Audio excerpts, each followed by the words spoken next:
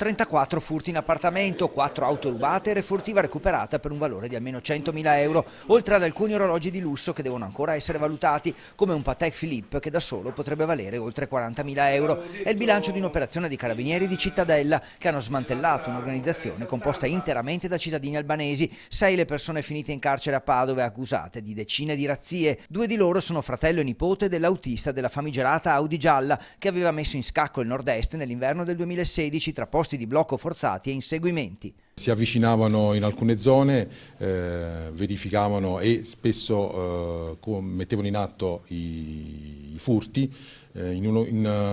Più furti potevano andare tra i 4 e 5 anche alle decine alla volta e poi rientravano. I carabinieri sono convinti di aver individuato i colpevoli grazie alla loro tecnica sempre uguale: auto rubate poco distante, ingresso dalle finestre e il saccheggio di tutto quello che trovavano, anche con i proprietari all'interno, per poi fuggire saltando da altezze incredibili o scendendo lungo grondaie e alberi. Secondo i militari i colpi sono stati messi a segno in tutto il nord-est, soprattutto nelle province di Vicenza, Venezia, Treviso e Padova, ma anche in Emilia e Lombardia. Altri 20 componenti della banda sarebbero in via di identificazione da parte dei carabinieri.